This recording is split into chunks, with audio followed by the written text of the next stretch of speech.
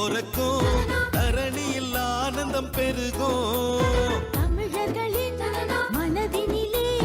சந்தோஷம் எப்போதும் இருக்கும்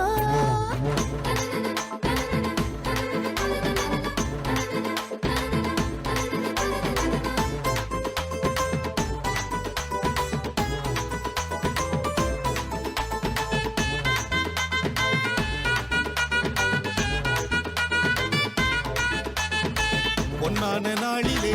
அண்ணாந்து வானிலே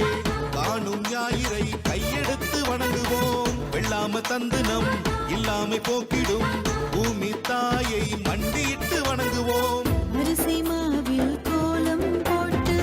கரும்பு கொண்டு பந்தல் செய்வோம்